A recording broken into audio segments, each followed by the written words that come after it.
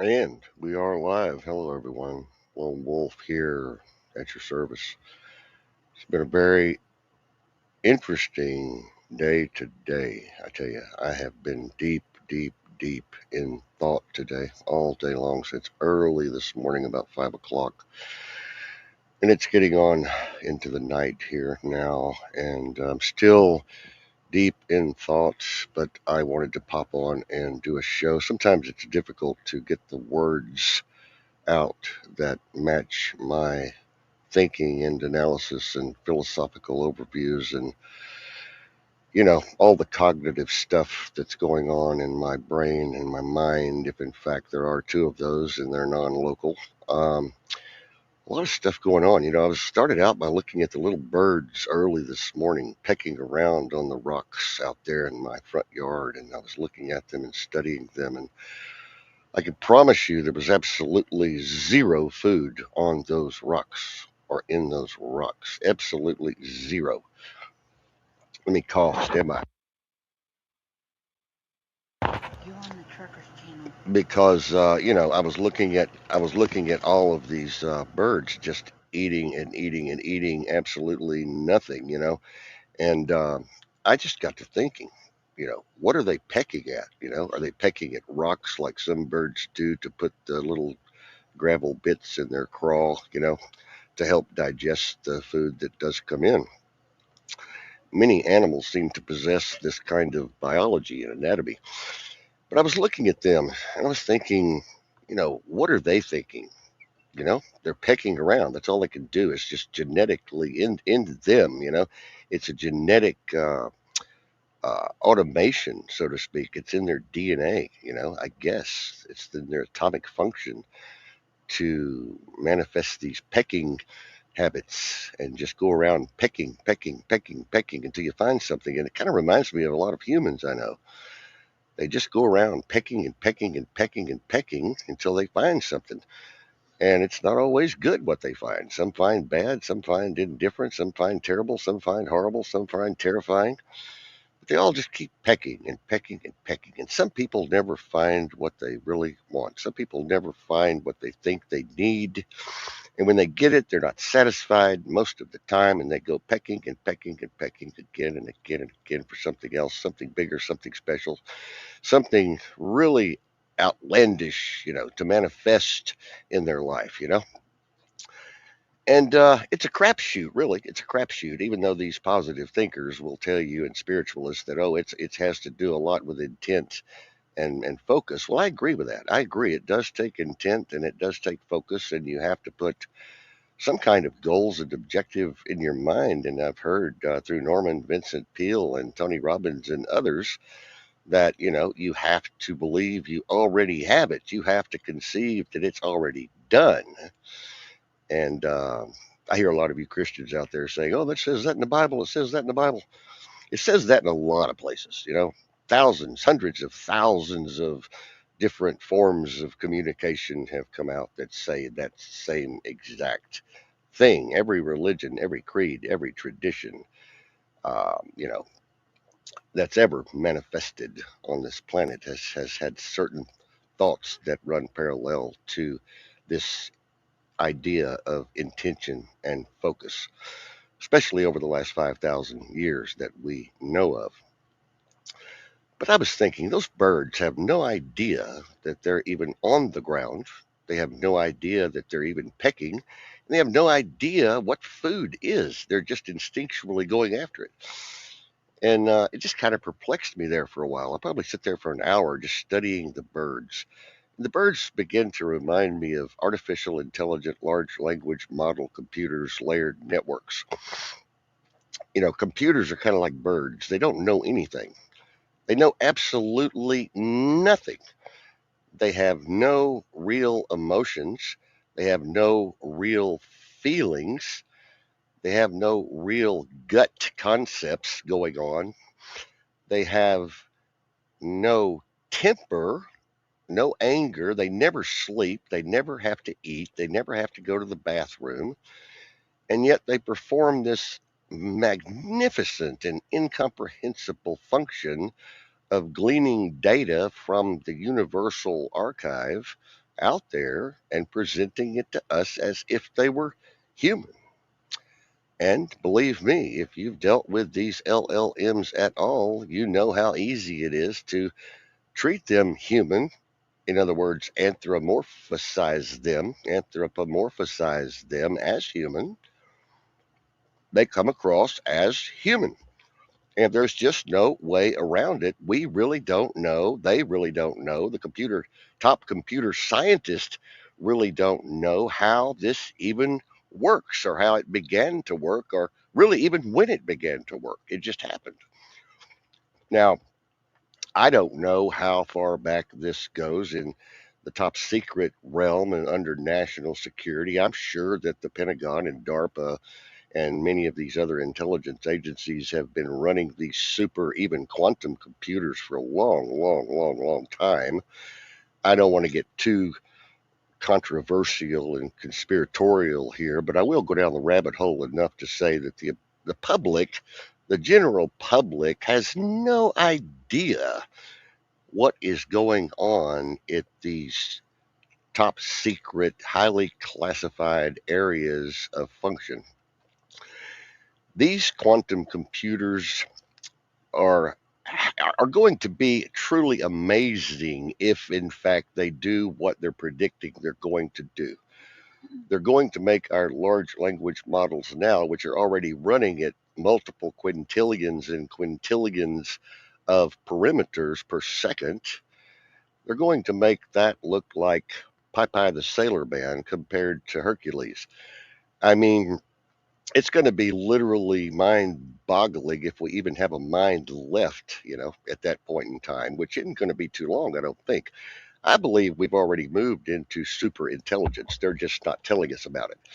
The public is the last to know. If any of you have been in top secret realms and need to know realms, you know that the public is the last group on the planet to know anything.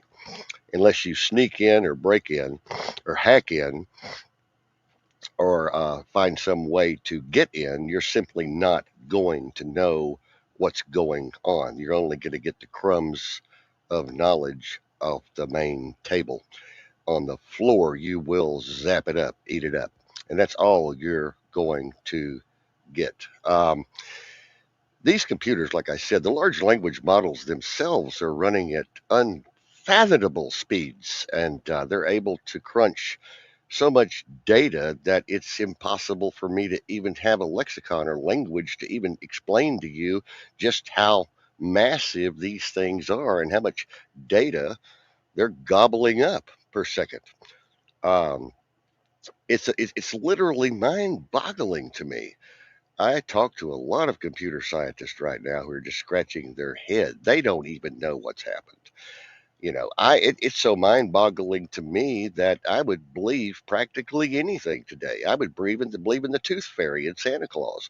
Rudolph the Red-Nosed Reindeer, because all of this stuff is so out of this world. Everything that's happening today is straight out of 1984, George Orwell's, and War of the Worlds and all of these other Nostradamus type prophets and even Revelations. John of Patmos out there was thinking about some of these things in perpetuity. We're still looking at it today there in Revelations when he was banned to Patmos. He exiled to Patmos and wrote the Revelation. Supposedly he did. We don't know for sure, but life is just amazing to me, and people are running like those little birds. Most people are just running on linear subconscious automation. They're just running a program in their mind, like you run a video game, or you move into a virtual reality situation. Many scientists today, many top scientists around the world, and philosophers and others, and computer scientists, definitely have shown through the mathematics and other formulations and calculations that we are living in a simulation. And I know that many of you have done your homework on that. We are living in a simulation, and the matrix is real. The simulation is real. The uh, the matrix, the simulation, possibly a hologram of some type, We have no idea what dimension we are really in. This whole idea of dimensions has puzzled me for a very long time, as well as the dark side of the moon. And, is the moon a planet or is it a spaceship? And all these other things about Antarctica, the North Pole, South Pole, no fly zones, a lot of weird stuff going on there that's come out in the white papers, describing what's going on there underground, 10 miles down. And Admiral Byrd's diary, read that sometimes. Admiral Byrd's diary, if you want to get a really good read out of that. Um, Talking about forest, beautiful landscapes, and all kinds of animals underneath Antarctica with beings that are definitely not from this realm, this dimension, this planet. Must have came through a portal a long time ago. Must have manifested here somehow. Definitely, probably not through the Higgs field, or the quantum foam, but maybe have come out of another Higgs field in another dimension and came through a portal and ended up here. We really don't know. And then we have Darwin's theory of evolution, which has got a lot of silly holes in it. But these scientists, many of them are paid to lie, like big pharma scientists, if you will, on these peer reviewed studies that they don't do on these pharmaceuticals. And the Axve, Eansve, and all that Akshay stuff, If you speak any pig Latin at all, I have to be coded on here. I have to be really careful that they don't shut us down here, completely censor us, put us on the blacklist. Uh, but yeah, Admiral Byrd's diary is interesting. Several other interesting journals have come out of North Pole, South Pole expeditions. Very interesting stuff going on there. And of course, space, cosmology, astrophysicist, geology, anthropology, paleontology. I've learned so much when you put all of these pictures together, these disciplines together, and you see the totality of what's kind of going on and how these things are connected to each other. It gives you a much better picture of the territory and not just the map. You know, the map is definitely not the territory, and the territory is definitely not the map. So you have to really, really study, study, study, research, research, research, read, read, read, and think, think, think, think about thinking, be aware of awareness, and be conscious of consciousness. And many people just aren't there yet. Many people never will be there. I've met several today that will never be there. They're running on some kind of 100 IQ or something. I don't know what these people are thinking or if they're even thinking at all. They may just be drones or NPCs. They may just be running around like some kind of a humanoid robot.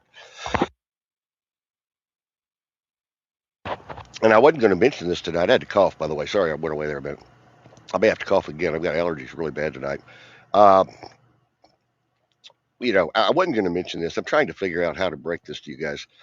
Many of you who were against the shot, we'll just say, many of you who know the truth behind this whole scam, worldwide scam that Bill Gates and Dr. Fauci were running there under the guise of the President of the United States, a couple of them.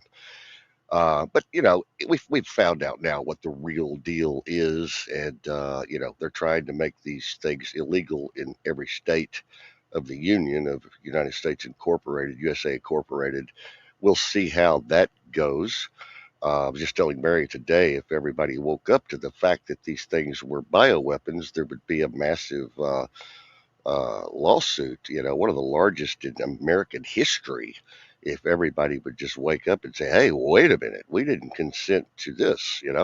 We thought you guys were telling us this was going to help us and going to cure us and going to fix us and going to help us from getting in trouble with these flus and things, and the COVID-1 and all that kind of thing. But we didn't know the SV4 was in there. We didn't know all about the spike proteins, and we didn't know all about this mRNA manipulation and gene therapy. It never was on the box, never was on the insert. Now that we're finding about no real peer review studies and all of these other things, and people dropping over dead, we got a problem, folks. We got a real problem. A lot of people don't want to admit this or talk about it or even study it because they know they took the damn thing. and they don't want to think about what the consequences of that is. It has been for many, many, many people globally, which has been an expiration date, an immediate expiration date on their life. Like I said, they may cancel us tonight. I don't know. I don't know. We'll just have to wait and see. They could blackball me from here to the moon. They could just shut us down. They have that power to just shut me down, you down, anybody down. And as we shall see when the CBDC central banking digital currencies arrive very soon, they'll be able to shut everyone down, because fiat currency will be no more. You won't have any more change in your pocket. And if you do, it'll probably be a felony or at least a misdemeanor of some kind, maybe a fine. But yeah, it's coming. CBDC, they're already tooling up for it. Like I said a while ago, ladies and gentlemen, everything I look at today just seems like science fiction, coming right out of a science fiction novel, one of the best. Everything is just so weird, so strange. I would have never thought any of these things possible in the 1960s and early 70s. Things started to get really nuts in the 90s for me. I started looking at the world in a different way. I started looking at the world through a different type of lens, and it scared me. It really scared me bad. It shocked me when I started learning, and really asking the hard questions, not just taking things for granted that grandma, grandpa told me, or my neighbor told me, or my mom and dad told me, or my brothers and sisters told me, whatever. When I started really getting independent and becoming an independent individual agent, autonomous person, if that's even a thing, I started asking those really dangerous questions that nobody either would answer or could answer. And that's when I really started learning, is when I started thinking for myself instead of listening to other people and their bullshit. Um, and if people told me something, as I'm telling you all tonight, I ask you to prove me wrong. I ask you tonight to prove me wrong. Please prove me wrong. Please. You can't. You simply can't. Not on the forever chemicals, not on the selenium and barium and strontium and aluminum oxide and barium and all of the 1,000 billion trillion nanobots, transmitter receivers that are in these hypodermic needles today, turning every one into, transmitter receiver, transhumanizing the global population to be able to meld with the Borg very soon, like Captain Kirk did there on Star Trek that one time. It's scary. It's a scary thing. People were looking at that back then, I'm sure, saying, oh, that'll never happen. Well, it's already happened. It's already happened. It's happened right now to millions and millions of people. You're all slaves of the Borg. You're all melded with the Borg, and you don't even know it. If you didn't get to Akshay standing in the EPRC line,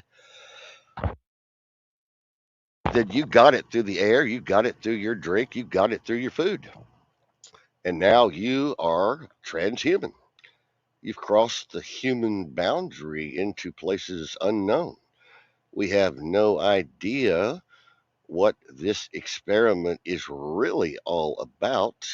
We have no idea when it started. We have no idea where it really came from. Not Wuhan, not the University of Baltimore or whatever, Berkeley or whatever they're saying, the wet market in China. That's a diversion, folks, trying to blame the Chinese, for something that we here in the United States Incorporated set up and prescribed on purpose to the people.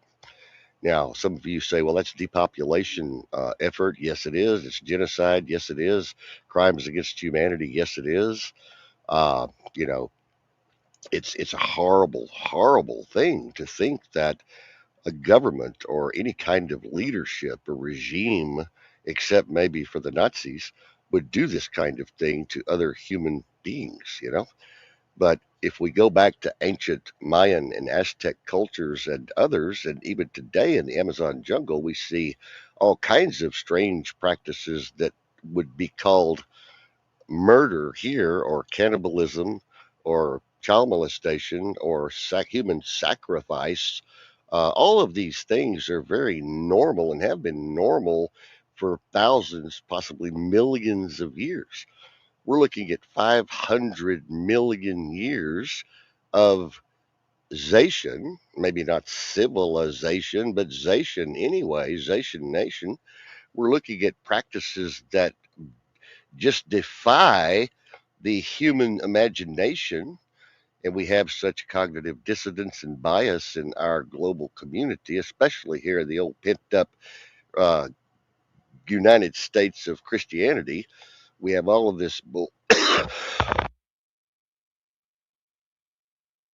we have all of this BS that's been propagandized and injected into the minds of our people since the beginning of time, immortal, and all of this indoctrination and programming that all of you have succumbed to and been a part of.